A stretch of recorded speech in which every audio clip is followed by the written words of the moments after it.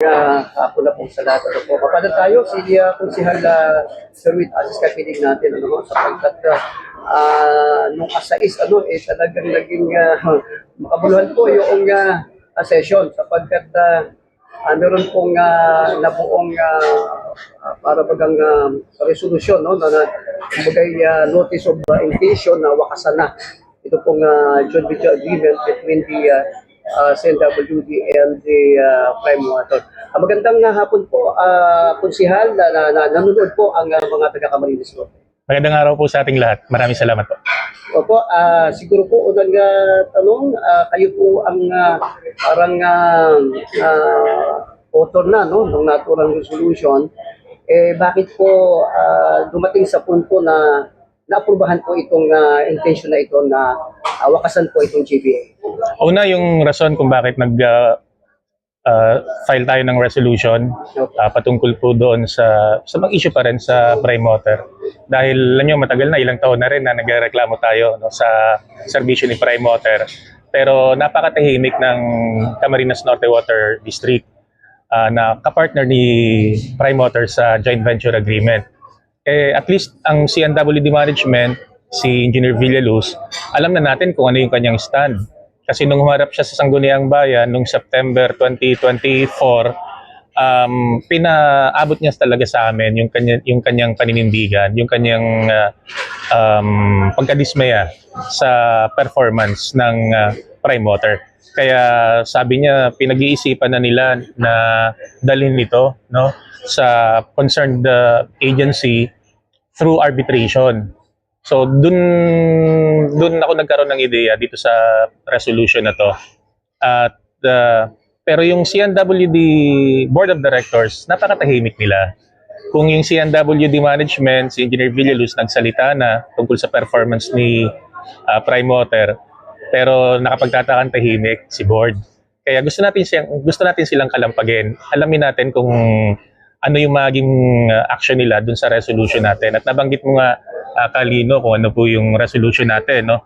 The Sangguniang Bayan is urging the CNWD management and the Board of Directors to issue a notice of intention to terminate the joint venture agreement. Kasi susog naman ito din sa JVA, yung section 5 ng JVA tungkol dun sa pre-termination. So sa ilalim po nito, pwedeng kung magkaroon po ng issuance ng notice of intention para sa pre-termination, sa procedure po nito, mag-uusap po si CNWD at saka ang Prime Water. Magkakaroon ng discussion, maglalatag po ng mga proposal si CNWD para mag-improve yung serbisyo, or isang proposal din para i-cancelahin na yung nantuluyan yung JVA. So kung hindi sila magkasundo, kung wala pong mutual na agreement within 90 days sa magiging pag-uusap po ng dalawa na bahagi po ng pre-termination procedure, yan na po yung magiging ang sunod na step na po niyan, kung walang magiging pagkakasunduan, is arbitration na po. So doon na mangyayari po yung nais ni Engineer Villaluz na arbitration. Yung pong resolution natin is back up with the observations and findings ng annual audit report ng Commission on Audit nung taong 2021 and 2022. Actually, marami po silang mga findings and recommendations. Pero ang na-highlight ko lang po dun sa resolution is dalawa. Una, yung pong pagkabigo nila na yung mga service obligations, lahat ng service obligations ay nag-fail na i-deliver po ni Prime Water, and yung pong septage facilities. Kasi dalawa po yung obligasyon yung sa pinakatitulo po ng JVA, di ba, malinaw.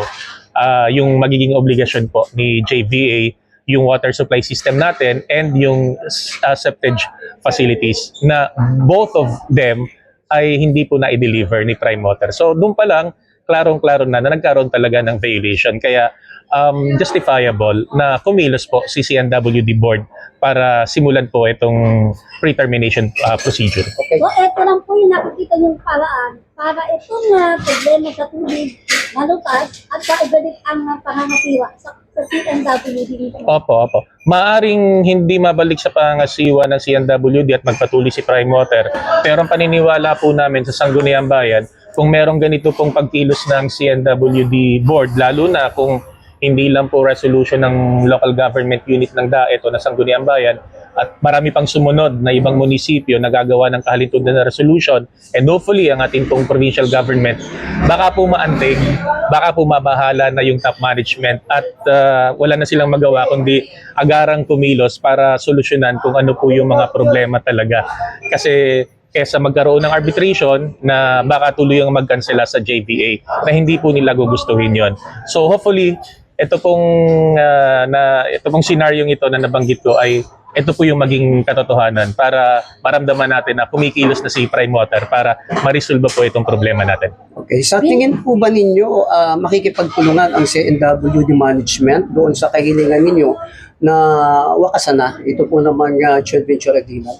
Yan po yung abangan natin, yan po yung tututukan natin. How about yung board of director po sapagkat sinasabi nyo parang walang galaw?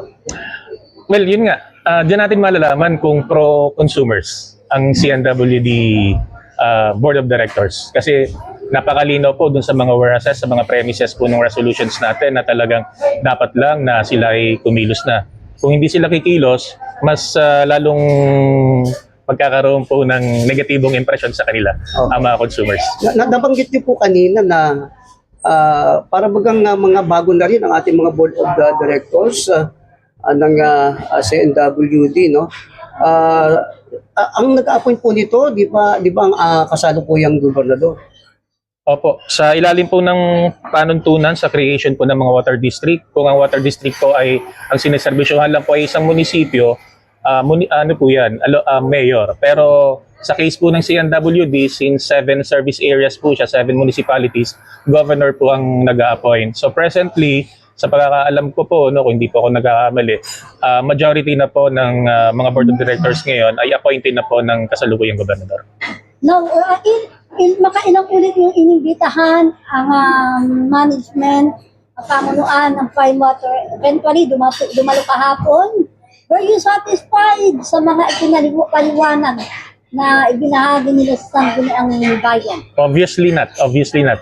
Kasi kung satisfied kami, hindi na namin tutuloy yung resolution. Naglatag sila ng mga solutions, yung immediate remedial action at saka yung mga long-term solution nila.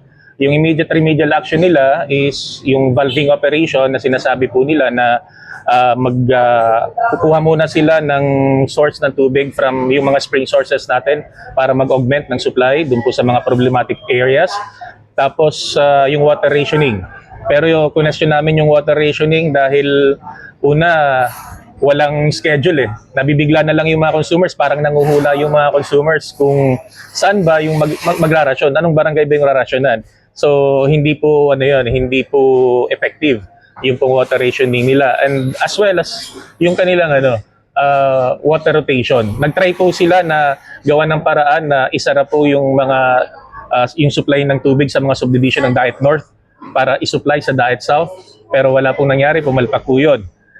So kita nyo, hindi po effective yung kanilang immediate na remedial action. Yung long-term solution nila, nabanggit po nila yung tungkol dun sa pre-treatment facility ng Hanabana at saka itong kanilang sariling pre-treatment facility sa Dagot-Dotan at yung iba pang mga na-identify nilang long-term solution. Pero ang napansin po namin, walang time frame. So ibig sabihin, hanggang plano lang yon. Walang timeline, hindi natin alam kung kailan mag-uumpisa, kung kailan matatapos. Tapos pinag-present pa nila yung kanilang budget for 2025, 80 million pesos. May breakdown po yun, pero hindi po kasama doon yung tungkol sa pre-treatment facility. So ibig sabihin, hindi ngayong taon, hindi ngayong 2025, mapopondohan yung pre-treatment facility. Mariba na lang kung talagang mapukaw na po yung natutulog na damdamin po nung top management at gawin na po nilang priority project yung pre-treatment facility at iba pang mga malalaking project po nila na eventually magsusolve po ng problema natin. Okay, palabas po ng ultimatum si Governor Dong Padilla. Pagkakaalam ko 15 days para ayusin na ng prime water yung kanilang serbisyo. Sa tingin niyo po ba mayroong positibong epekto yung naturang ultimatum ni Governor Dong? Sana. Yung 15 days, January 10 yung deadline eh. Yes, sir. January 10, no? Oo. Pero sabi naman ni Engineer Chan, natanong ko kasi tsaka ako regarding doon kung makakapag-submit na sila, ginagawa pa nila yung water security plan na hinihingi po ni Governor. Pero ang tingin ko po doon, hindi magiging kumbinsido po ang Governor. Kasi sabi ko nga, yung long-term solution na binanggit nila kahapon na yun din yung isasubmit nila o part ng isasubmit nila kay Governor, walang time frame. So hanggang plano lang po siya. Hindi natin alam kung kailan magsisimula, kailan matatapos. So hindi makukumbinsi doon si Governor. At yun po yung mga gandang abangan natin. Dahil ultimatum na po ito ni Governor, kung hindi siya masatisfy dun sa isusumiti ng prime water, ano ang susunod na hakbang ng provincial government? So, does it mean na nakikita nyo hindi yan effective, hindi masusunod yung ultimatum na yan base sa isnilatag na solusyon? Pangalawa, meron kayong isinulong na yung dalawa nating mambabatas ay tumulong na para masolusyonan, nadala na sa Kongreso itong problema sa prime water. Walang nangyayari, walang action. Ibig sabihin, the only solution na nakikita nyo is yung pagpapawalang visa ng JVA. sa tingin ko, well, yung ultimatum po ni Governor, yun yung abangan natin kung ano yung kanyang maging yung susunod na hakbang. Sigurado ako meron na siyang nasa isip na mga susunod na hakbang kung sakasakaling hindi siya makumbinse sa isusumite na yung water security plan na hinihingi po ng ating gobernador. Pero yun talaga yung nakakita natin na may problema si Prime Water, di tingnan natin kung ano po yung action na nakapaloob po doon sa joint venture agreement. Kasi yun lang naman po yung pwedeng maging legal na hakbang natin na nakasusong pa rin, nakabatay pa rin sa joint venture agreement para mapawalang visa ito pong joint venture agreement dahil malinaw po, may clamor na talaga ang mga mamamayan na ayaw na kay Prime Water at ibalik na ang pamamahala ng water supply natin sa CNWD. Okay. Last question, dahil sabi niyo may mga dapat sagutin ang pamunuan ng Prime Water, dapat ipaliwanag sa taong bayan. Ano yung mga dapat na nakikita yung dapat ipaliwanag, sagutin ng pamunuan ng Prime Water? Una, yung mga service obligations nila. Malinaw po yung mga specific objectives under JVA. Enumerated po doon. Ipaliwanag nila kung natupad ba nila o hindi. Kung natupad, ilang percent po yung natupad. Kung hindi naman, kailan po nila ipatutupad. No? Nabanggit na natin yung pong water supply system na pamamalaan po nila, i-rehab po nila, i-operate nila, i-maintain po nila. So, ang dami nilang obligasyon. Yung septage facilities na hanggang ngayon, no? 9 years na magna 9 years na ay bigo pa rin silang i-provide po ito. Kung maipapaliwanag po nila convincingly sa mga mamamayan, ito pong mga obligasyon nila, palagay ko Prime Water will be here. Is here to stay, no? Hanggang matapos po yung 25 years ng joint venture agreement. Okay, huling tanong ko na rin o konsihal, meron po bang pag-amin si Branch Manager Johnson Chan ng kanilang mga pagkukulang at ito po ba ay umamin ba siya na magiging ground ito para ma-terminate itong GVA? Kahit hindi siya umamin, may pagkukulang naman talaga eh.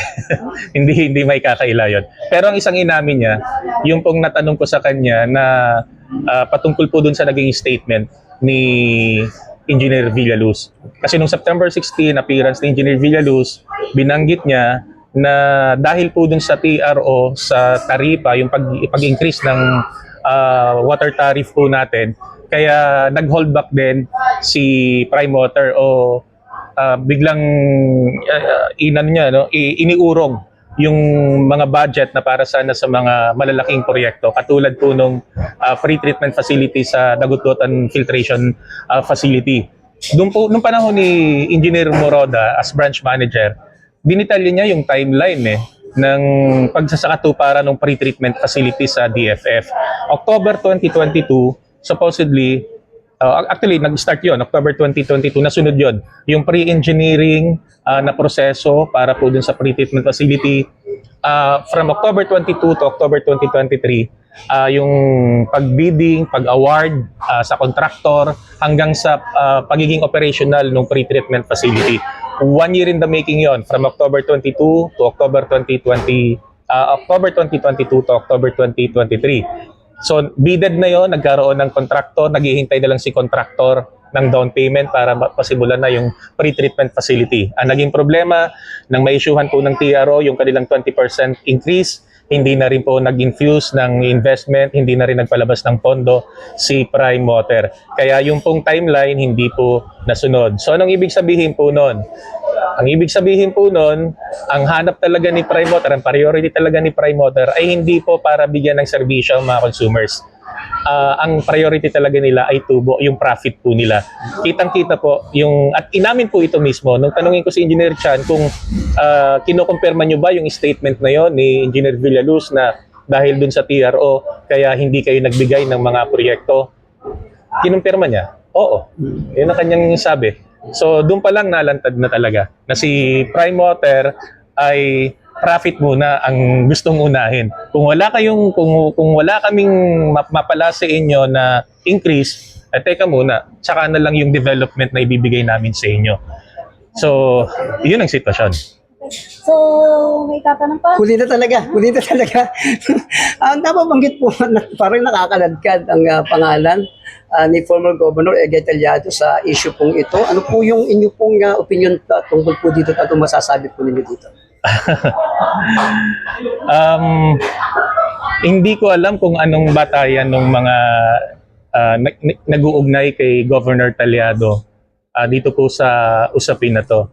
Kung meron pong isang tao na makapagpapatunay, kumbaga maglalabas ng resibo na may kinalaman talaga si Governor Taliado dito po sa joint venture agreement na to, isa po ako sa unang-una natutulig sa kay Governor Taliado. Yan lang po yung hamon ko sa sino man.